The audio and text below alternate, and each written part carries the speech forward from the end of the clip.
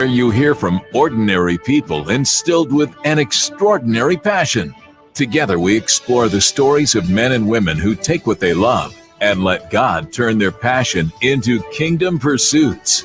Now, live from the Truth Booth, your host, Robbie Dillmore. Wow, do we have a treat for you today? We really, really do. We have with us James Barrington, the actor.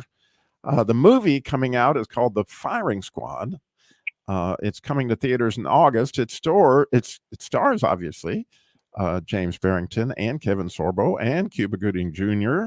It's a true story based on a powerful story of hope in the face of death. So welcome, James. Hi, Robbie. Thank you for having me. So wonderful. And you're actually in London today, from what I understand. I'm actually in Spain right now, actually. Oh, you're... Yeah. I'm calling from Spain, so it's beautiful. I'm looking out into the ocean right now. It's beautiful. I bet. I get to go to Spain in January, so I'm looking forward to that. But lovely. And so, do you actually live in London, or? No, I actually I live in LA. Oh, okay. I live in LA, but I spend a lot of time in London. I'd say probably about 30% of the year in London and 70% in LA. Wow, well, you definitely picked up that English accent. I make sure I keep it. That's one thing I have to make sure I keep. That's absolutely awesome. So tell us about this project. How did you get involved with the Firing Squad? Oh, wow. So, I received the audition last, maybe July, I think it was. And immediately it stuck out to me. My agent sent me the audition, and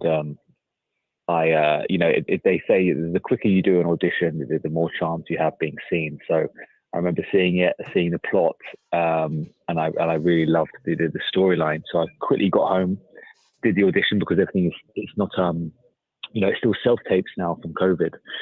So I did the self-tape, and then Tim Shea, the director, reached back out to me saying he liked what he saw, and kind of did the next round. There's about 3 to 4 rounds of auditions for the process. It's so amazing. And from what I've seen, the trailer, all this movie looks just stunning, and clearly it has a gigantic Christian message behind it, right? Oh yes, yeah, and that's what was so refreshing. That I think everything that's out there today, it was nice to see a good positive message from the movie. That I think is probably what the world of entertainment needs at the moment. Oh, yes, it does. And also with us today, speaking of the world of entertainment, we have Tony Deaton. He is with a gospel music group called Covenant. And so welcome, Tony. Thank you, sir, for having me. And like, you guys do gospel music all across... Anywhere they call. Yep. And how long have you guys been doing that? This particular group has been together for 7 years. I've been in the gospel music industry, I guess, or ministry, for 20 some odd years now. And see, for those listening, it's a direct, interesting contrast between Tony's accent and James's. Yes. Yeah. So they both speak English, but it's definitely kind of cool. Trying. So, for either of you guys, you probably not listened to the show before, but we have this thing called Shenanigans. We just have to play it. Our listeners are expecting it. And so I hope you got a good sense of humor, because it's coming your way. So speaking of firing, because Firing Squad, we got to have this kind of fire. We fired up some dad jokes coming your way. So are you ready? Bring them. All right. Okay, go for it. All right. So what's the best way to get fired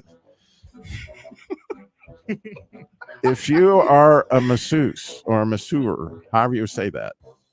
The best way to get fired if you do that. Nick, you got any idea?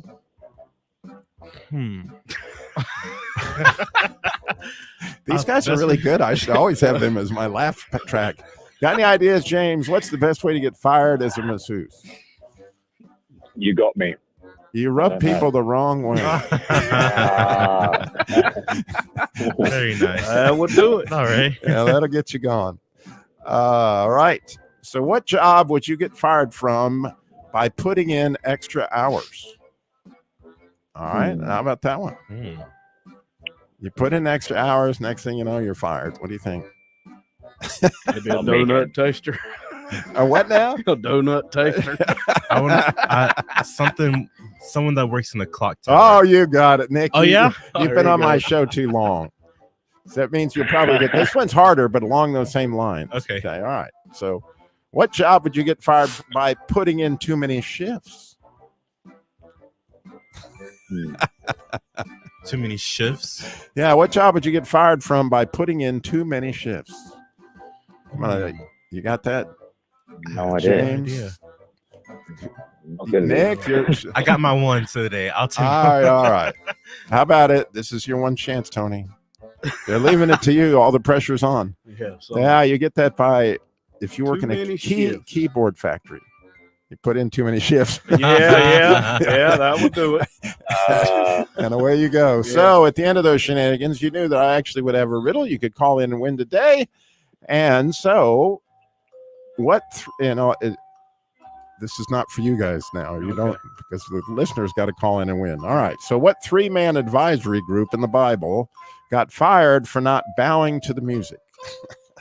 What 3-man advisory group in the Bible got fired for not bowing to the music? If you know the answer to that, you call us at 866-348-7884. And Nick, you can tell them what they'll win. Absolutely. Yes, you'll be winning a prize from our Kingdom Pursuits prize vault. If you know the answer to Robbie's riddle, give us a call at 866-348-7884. That's 866-34-TRUTH. What 3-man advisory group in the Bible got fired for not bowing to the music? I personally am shocked that you aren't already lighting up the phone lines, because that's just maybe one of my easier riddles of all time. But getting back to the movie Firing Squad.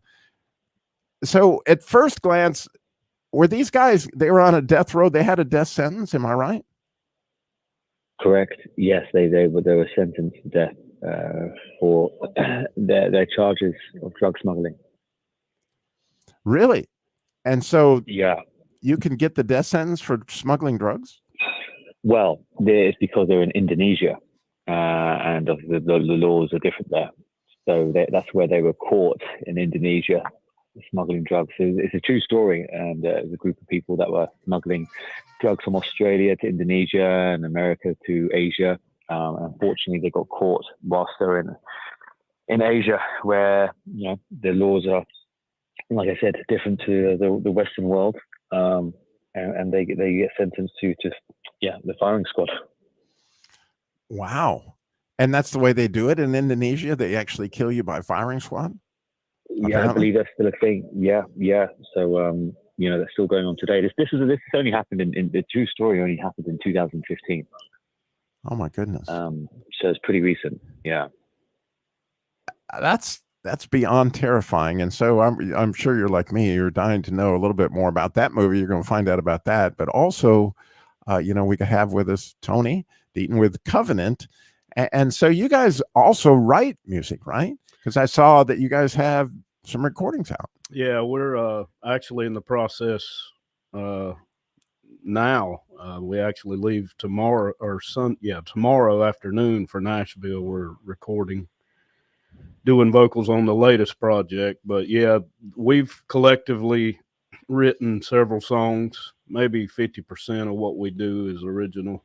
That is so awesome. Yeah, so and it looks like, what a cool thing to go to Nashville and record. That is tomorrow, Sunday. Don't forget that. Yes. Yeah, we actually have to sing in the morning in Ennis, North Carolina, and then leave for Nashville right after. So. Wow. Well, Ennis, North Carolina. Yeah. I bet you there's a bunch of people listening, including me, that have no clue. No idea. Where is Ennis? It's right on the Blue Ridge Parkway at the beautiful. Virginia line. Oh, Yeah, there you go. Yeah. It's a campground up there. Really nice place. All right. Well, we got Joshua is in Lynchburg, Virginia. He has an answer for my 3-man advisory group. And again, we got a lot more with James Barrington and the group Covenant and Tony Deaton. Stay tuned. We got a lot going on.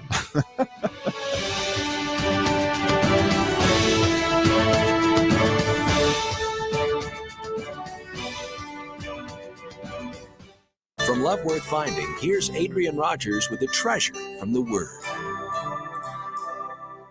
I've read that Abraham Lincoln, who hated slavery, was in the slave market. And he saw a beautiful young slave girl being auctioned off. Lecherous men were bidding on her to make her their dirty plaything. Abraham Lincoln began to bid for this girl. And one man would bid and another, and he bid for her, and he bid for her, and he bid for her. Finally, she was sold to Abraham Lincoln. She lifted those beautiful, sad eyes to him, not knowing who he was. He took the certificate of the sale and handed it to her and said, "You're free." She said, "What do you mean free?" He said, "You're free." She said, "Free to do what I want to do?" He said, "Yes." "Free to say what I want to say?" He said, "Yes." "Free to go where I want to go?" He said, "Yes." She said, "Then I'm going with you." I'm going with you. That's the way I am with Jesus. Friend, he made me free. That's the redemption. The word redemption there means to buy out of the slave market. I have been redeemed by his precious blood. It is in Jesus, and I am going with him. For more about Love Worth Finding and Adrian Rogers, visit our website at lwf.org.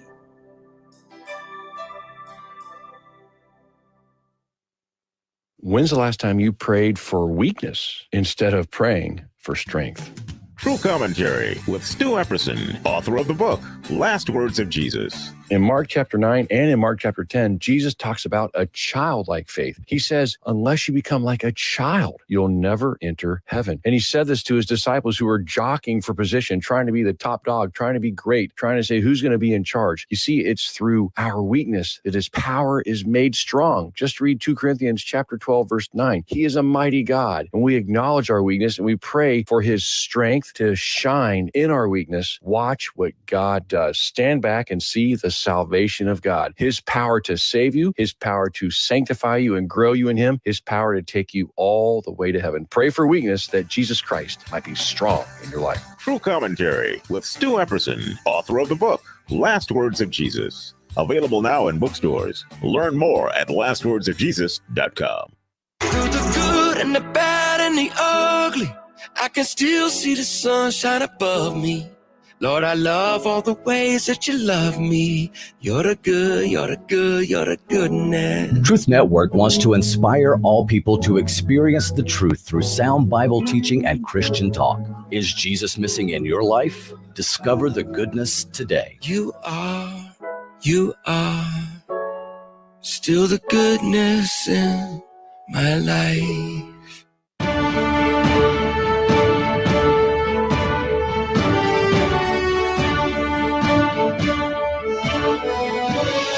Welcome back to Kingdom Pursuits, where we hear how God takes your passion and uses it to build the kingdom. And oh my goodness, do we have poster children for that today? We have James Barrington, oh man, quite the Hollywood actor. If you've seen any of his work, it's really spectacular. And now we've got the movie The Firing Squad coming out. It's a true story coming to theaters in August. It stars Kevin Sorbo, Cuba Gooding Jr., and again, I am excited to know more about that. And we have Tony Deaton, who is with the music group Covenant. And if you're one of our listeners to The Cross or to WPET up in Reidsville, you know, our music's playing on those stations. And so, you know, the Covenant music, you get to hear that. And they're actually going to Nashville, I guess, tomorrow to do more about that. So, James, I can't help but wonder, like, what did you do in this movie? Were you like the head smuggler, or or were all three of you in the same group of smugglers? Yeah. So I play the lead character called Peter Lone, and he was the ringleader for the smuggling, the trafficking, and he lived a life of luxury. Yeah, sports cars, fancy watches, 5-star hotels, private jets, and you initially see my life through the luxuries and the material things, and then I finally get caught. And then when I go to the prison, I meet Kevin Sorbo, who plays Pastor Lindbrook, who is the pastor in the prison, and a character called Samuel, who's played by Cuba Gooding Jr. And throughout my time in prison, I start converting to Christ through Kevin Sorbo's character, and I take on the role of the pastor. So, is Kevin Sorbo not on death row? He is also. Yes. We were all sentenced to death. Oh, so he was part of the drug thing as well? No, I met him in prison, so he had a separate charge. But we meet in prison where he was in for a different crime. But I take over his role as pastor. Oh, really? Wow. And so what, I bet I've interviewed Kevin Sorbo numerous times, and actually, he comes to the NRB all the time, and I see him there, but I've never had a chance to meet you. But I'm very curious about working with Cuba Gooding Jr., because I understand, he is quite an interesting man on a lot of levels. What was that like? Oh man, I mean, it was one of the highlights of the whole filming process, to be honest. He's a great guy. We've remained friends, and just working alongside him and on set with him, learning from him. I mean, the guy is an Oscar-winning actor, so he's just learning from him was just incredible experience, and just seeing how he does things, and his professionality and everything like that was brilliant. He absolutely is, and a few people mentioned my favorite movie of Cuba Gooding Jr., but my absolute Radio. one of my what now? Radio. No. You might be surprised, but man, I bet I've watched this movie no less than 50 times, maybe 100. But the Snow Dogs. Oh yeah. Snow Dogs, yeah. I love to laugh, and that movie is just hilarious. Yeah, that's a great film. And he pulls off the whole deal, with Thunderjack and all that. And one of my favorite lines of all time is, "That's Thunderjack. He was hit by thunder." It's like, all of us have been hit by thunder. It's being hit by lightning that's right. Yeah. But anyway, moving on, I just thought, he's got such a personality in film that seems to can go from all these different, here's this character in Snow Dogs that's so radically different from the character, that he played in what was the movie where he was the agent with Jerry Maguire. Yeah, Jerry Maguire, yeah. And then he can play a bad guy just as well. And I saw, some of the trailer and stuff with him, and he looks like almost a different person in this movie.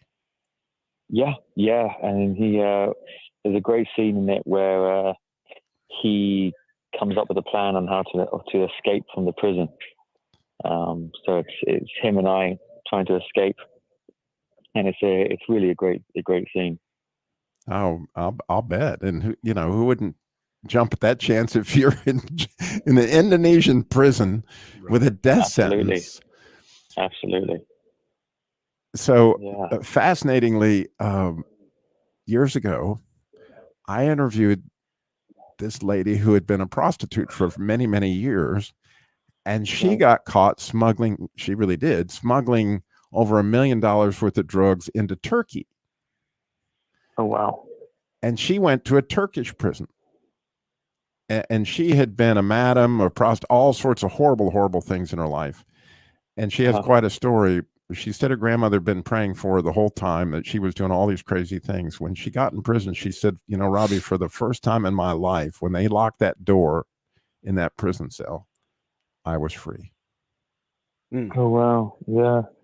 Because what she said was, and I'll never forget it, is that there was no more men that needed me for anything. There was no more drugs that were going to abuse me. There was all the things that were going to abuse me couldn't get to me anymore.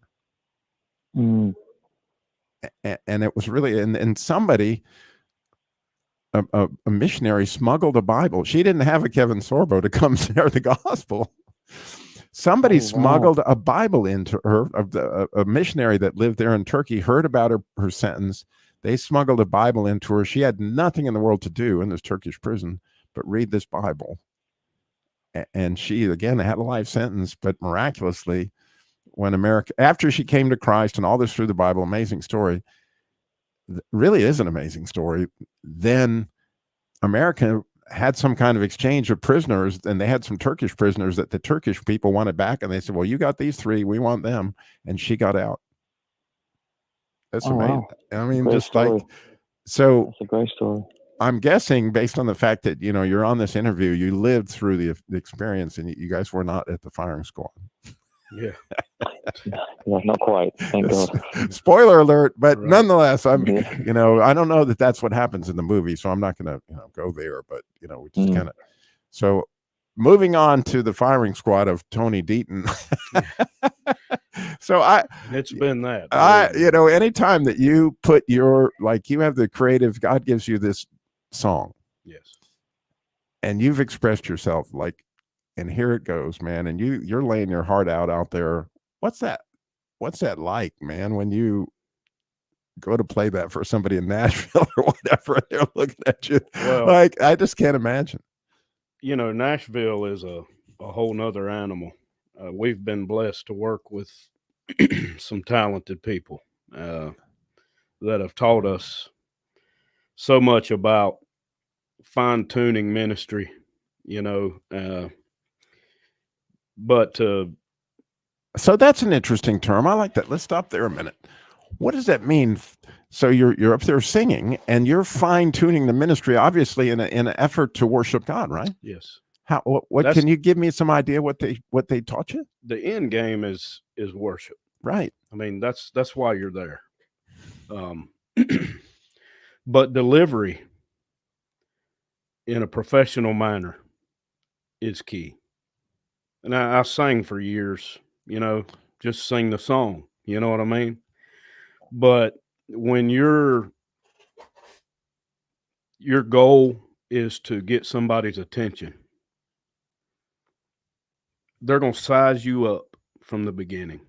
First, you know, if the group goes to sing in a new place, oh yeah, you know, they're going to listen. They're going to size you up. They're going to judge you, not in a bad way, but they're going to want to know whether or not to be attentive. Right. And if what you're delivering is professional quality, and don't get me wrong, there's a lot better than me or my group. But when you put everything you have on the line, like the 2 people that I sing with and my sound technician, they are as professional as it comes. Right. You know, and they give everything they have every single time. It's the same thing with radio. Interestingly, we're told the first 15 seconds of a show, people are going to decide, am I going to put my next hour in to listen to this crazy guy? So we got Joshua in Lynchburg, Virginia. He's got to answer the riddle. He's held on for 14 minutes. Joshua, buddy, are you still with me?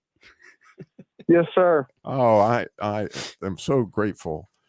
I really am that you've held on. So what 3-man advisory group in the Bible got fired, man, for not bowing to the music? Speaking of music, you know, they weren't worshiping. Meshach, and Abednego. You're exactly right. They were not worshiping.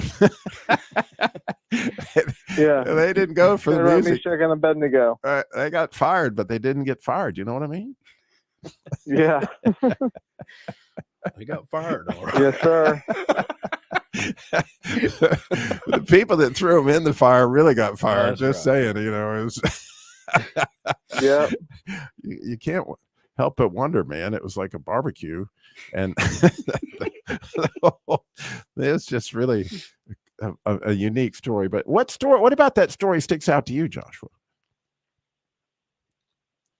Well, I think it's pretty neat that a lot of people believe that, a lot of scholars believe that the 4th person in the fire with them was actually Jesus, a Christophany of the Old Testament. And I don't know. I think that's really cool. I know that. Yeah, I do too. Because have you sensed Jesus with you when you were in the fire? Yes, I have. Oh, I love it, Joshua. I'm so grateful for your call today, and you're a winner. And so you hang on. And Nick, it's actually Saint Nick. I don't know if you knew that. Yes. He's going to get your information. We got a lot more coming up with James Barrington and my buddy Tony Deaton. And we got, so much. Stay tuned. My name is Judy Teeter, and I'm the mother of 3 boys. My youngest, Joe, was a great kid. He loved sports, music, and his youth group. One day, Joe asked me to drive him to an after-school event, which was about a mile from our home. I was driving through a green light when a car in cross traffic ran a red light and drove right into the side of our car, killing Joe. The driver was talking on her phone, so she never even saw the red light. She was so absorbed in her phone call. Before the crash, I didn't realize just talking on a cell phone while driving was so dangerous. Now it's something I think about every day. According to the National Safety Council, about 1 in 4 car crashes involves a cell phone. Hands-free is no safer. When you're behind the wheel, put away your phone. For Joe and for the thousands of needless deaths every year. Remember, there is no safe way to talk on a cell phone while driving. Find out more at nsc.org/callskill. Happy kids heal faster. That's why Starlight Children's Foundation is dedicated to improving the mental well-being of sick kids, regardless of their illness or injury. When a child is hospitalized, they are scared, lonely, and stressed. Being in hospital facing painful treatments takes away from the happiness of childhood. But that's where Starlight comes in. At Starlight, we provide entertainment through our gaming stations, comfort with our specially designed hospital gowns, play with our toy deliveries, and distraction through our virtual reality headsets. Starlight programs are what happiness is made of, the things that make being a kid special. The simple power of a smile. Delivered to over 800 children's hospitals and medical facilities across the country, can make a lifetime of difference for sick kids.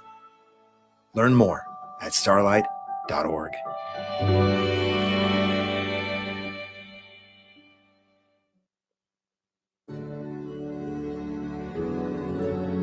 Hi, I'm EJ Williams for American Humane. For thousands of years, dogs have been our best friends in our worst times. Today, we're also learning that our best friends, millions of whom are abandoned each year, are often the best medicine when people are facing obstacles.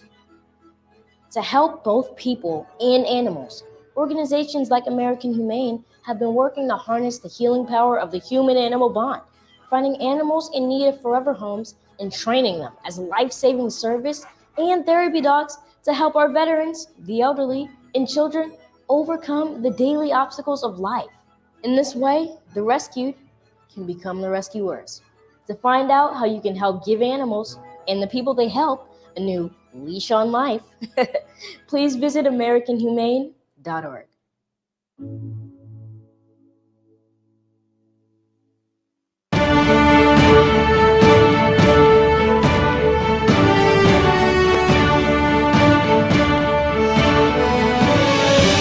Welcome back to Kingdom Pursuits, where we hear how God takes your passion and uses it to build the kingdom. And, you know, what a neat thing it is, whether you sing gospel music or God gives you a passion for acting, because acting is like any other art form, right? You get a chance to portray God because in your own way, right? Every one of us reflects the image of God. Right. And so here you are, James, where you're challenged like to find the image of God inside this really, really bad drug dealer. Right? I guess that was the challenge. And somehow the way that when you accepted the script, you know, you got to see how he was redeemed, right? Oh, yes. Yes. I mean, you know, being a Christian, it's crazy that this was kind of my first major role, you know, and portraying, like you say, portraying God through someone that's kind of lived a life of sin. But being brought up as a Christian, and my mum's always brought me up, it made it easier, I would say, to channel that. You know, when he converts to Christ, that I could, you know, play on my personal beliefs and experiences to portray that in the role. And so I'm curious, like in the case of my friend that got out of the Turkish jail, how did this story get out? Who, you know, how did it become known so that somebody could write a movie about it? Do you know?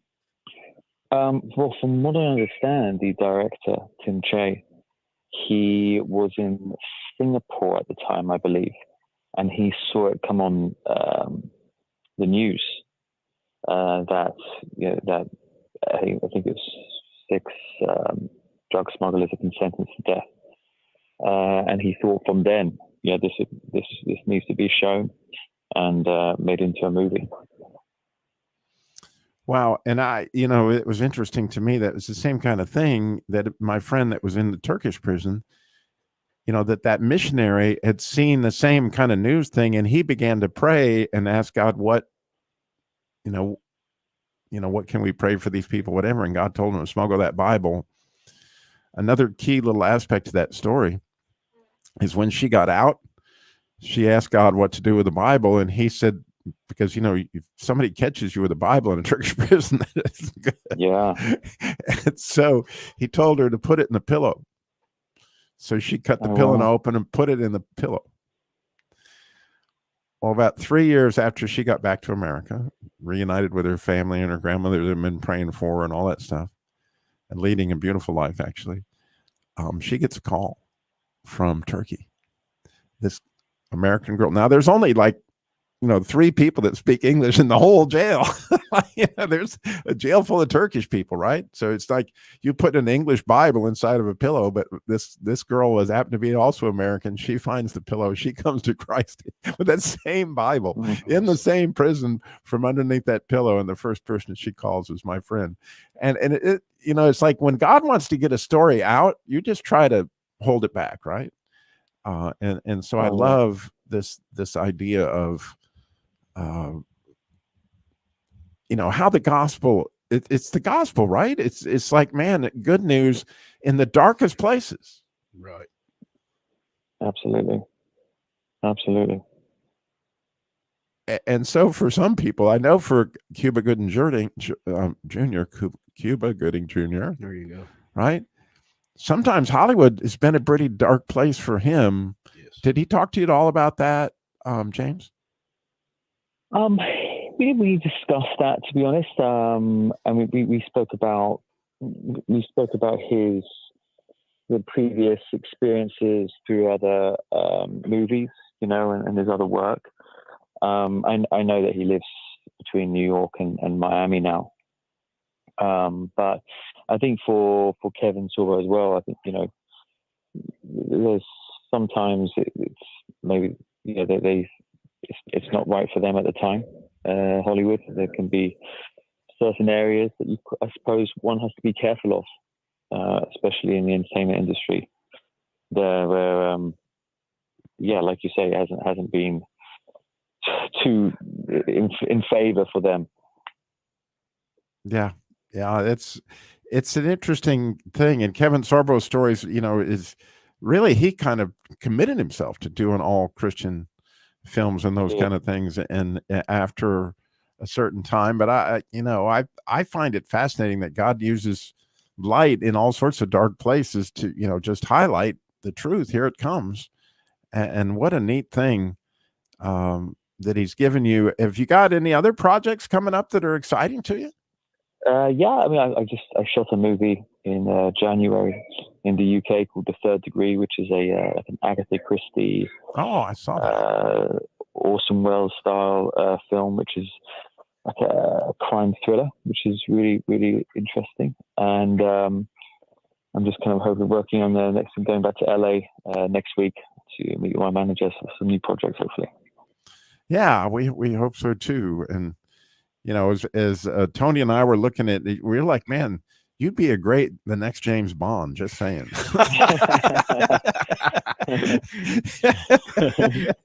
Yeah, we were checking you out on.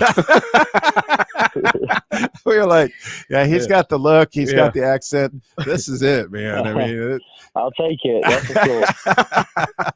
Because we need another one. I understand that's up for grabs again, and so hey. I hope somebody's watching. We'll be praying that God will make that. Thank you. Yeah, God willing. And so getting back to Covenant, what is your number one hit? And can you kind of tell me how you think God chose that for you guys? Well, I wouldn't say we have hits quote unquote. But yeah, they're hits. A popular song is "The Living Christ," written by Dave Williford, and we did that's the one, I guess, pro video, I guess you could say, that we have. And with the promotion that came along with that one kind of took us by surprise, actually, that it turned out the way it did. But that would be the one I would say we're known for. You know, I interviewed for King and Country here a few weeks ago because they did the movie Unsung Hero. Yeah. And I was talking to them about the creative process and how often a song chooses you, you don't choose it. And like you're hunting for something within a lyric, or I'm sure it's the same way with you acting, James, that you're hunting for a way to portray that or have a certain inflection on a sound, you know, or something to get that message across. And you're searching, and all of a sudden it chooses you. You don't choose it. And you're like, oh, there it is. And you get to work with that. It's like, man, how cool is that? Because that's the God thing. Right. And what that's right. And what they said was, which I'll never forget this, they said, you know, when your art touches your heart, yes, then people will relate to that.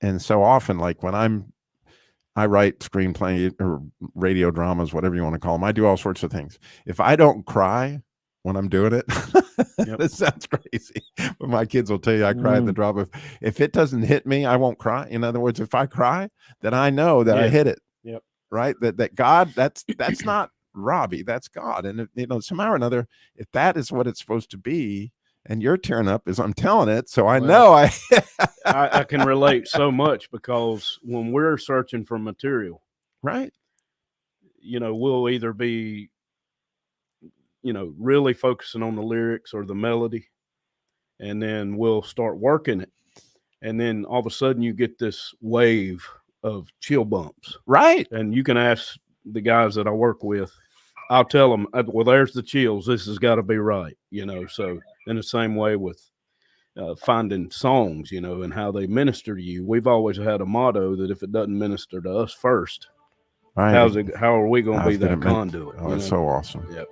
I'm very interested in how that works out with acting. We're going to get that question when we come back on Kingdom Pursuits, but we need you to stay tuned so you can hear the rest of it. I know I'm anxious to hear the rest of it. Again, James Barrington with the movie The Firing Squad, coming to theaters in August, and the gospel group Covenant. They're all at kingdompursuits.com. If you go there, you can find the trailer for the movie, you can find Covenant, all that stuff. I spent a lot of time in the garage, but even more time in the rain and mud. In 95, I helped tow your moving trailer.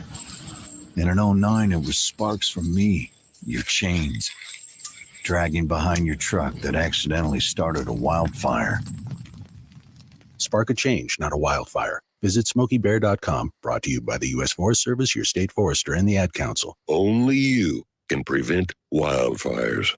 Hi, I'm Peter Sagal. When we were growing up, my two brothers and I just loved our Uncle Ted. He was like a really cool big brother who always brought around the best toys and took us to the best places, and with whom we always had the most fun. It was odd, though, when we got older, to realize he wasn't nearly as outgoing and adventurous with other adults. I found out much later that this might have had something to do with the ostomy bag he wore ever since he was diagnosed with Crohn's disease as a teenager and had part of his lower intestine removed. Theodor Skolnick, my Uncle Ted, died last year at the age of 80, never having once mentioned his illness to me or my brothers. He left a large bequest to the Crohn's and Colitis Foundation to help fund better treatments for these diseases, and also to help other people, old and young, seek and get help for the situation that he was never able to talk about. Don't feel you need to hide your Crohn's or colitis. Go to spillyourguts.org to learn more about the treatments available, and even find a specialist. That's spillyourguts.org. Each word is a testimony. Come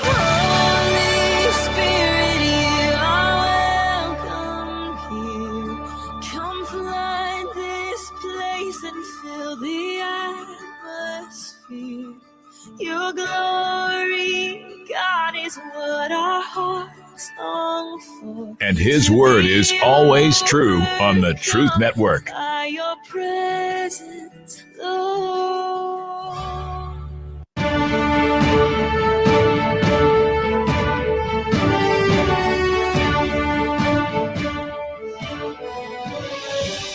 Welcome back to Kingdom Pursuits, where we hear how God takes your passion and uses it to build the kingdom. So much fun being here with James Barrington, with the movie Firing Squad. Again, it's coming to theaters this August, as well as Tony Deaton with the Gospel Music Covenant. And so, James, right before the break, I talked about, when you were searching for that, and I thought it was really cool what you said about Cuba Gooding Jr., helping you along the lines of trying to find that right way to portray that. Can you share how that process works for you? Sorry, say that again. So when you've got a line or a set of lines that you're going to act with, right? And you're searching for the way to inflect that or say, or, use your body. I know that there's so much that goes into what you guys do. It's unbelievable. We just see that, how does the creative process with that work for you? Well, there's numerous techniques. Me personally, I like to use something called the Meisner technique. So I try and embody that character, spend time, just really thinking, what is my purpose? Why are these? Understanding the lines written on the script, and see what is the meaning of each, and you have to understand it first, and then basically bring it to light, and really embody how that person would react in that certain moment. For example, when I get arrested, and everything's coming to a stop, a standstill, no more private jets, no more fancy hotels or yachts, really, what could I relate that to? Because obviously, thank God, I've never been arrested, and I haven't ever committed any crimes. But, you try and relate it to something that you could relate to in my own personal life. What would be devastating for me if something was taken away? Yeah. I can't even imagine. And so you had mentioned, but that's a really, that's obviously taken on the character. And you said that Cuba Gooding Jr. had some stuff that he shared along the way. Is there anything there that stands out to you that you might share? Yeah, I mean, he gave me some great advice. He said, look, when you get given a part, just always make it your own. So just always put your own twist on it. Whatever you see as a line, just make it your own style as such, and take time. So just having his advice. I mean, I went. We were in Virginia together 2 weeks ago for the Christian Broadcast Network. We had an interview there, and we grabbed some lunch afterwards. And what was amazing was that we went into this bar and get some food and watch a game. And the whole bar, everyone just couldn't believe. He was in this. Right, I can imagine. Yeah, the whole place shut down, and I was like, "Wow!" I said, "How do what is that like experiencing it?" And I'm 37 years old, and he says, "You're 37." He said, "I've been famous since the day you were born," which is just amazing. My whole life, my whole time on this earth, he's been famous, which is like, wow.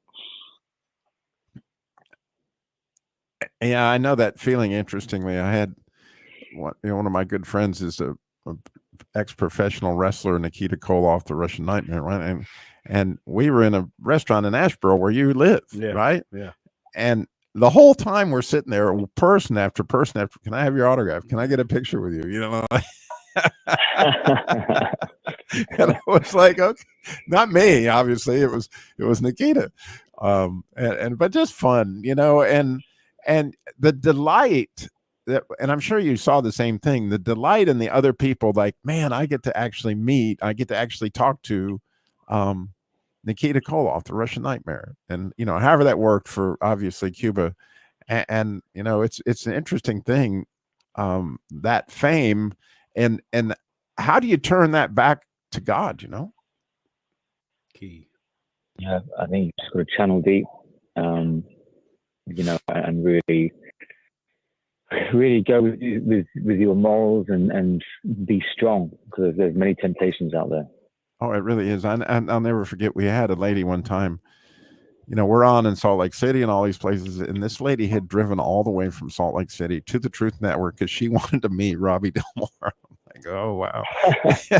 And so, you know, that all the people are laughing. Robbie, this lady, she drove, you know, like Robbie, she just, you know, and I'm like, no, it, you know, and so it was humbling, you know, in a way. I'm like, God, what, you know, what could I possibly, you know, do? But just as those people were as delighted to see Nikita Koloff for that one brief shining moment, you know, this lady was that delighted, and it was like, okay, God, obviously she sees you in there somewhere, and how can I make sure that you know that we reflect that, whatever that is. I hate we're out of time, but Tony, where are you? You're playing in what town again? Ennis. Ennis. Okay, if you're in and around Ennis in the morning Sunday, there's nothing. You're going to be there again. If you can, you can find out more about James Barrington and the different movies. It's all there, by the way, in his connection there at the movie that's coming up, which is Firing Squad, playing in theaters in August. Thank you guys so much for being on with us today. You're awesome.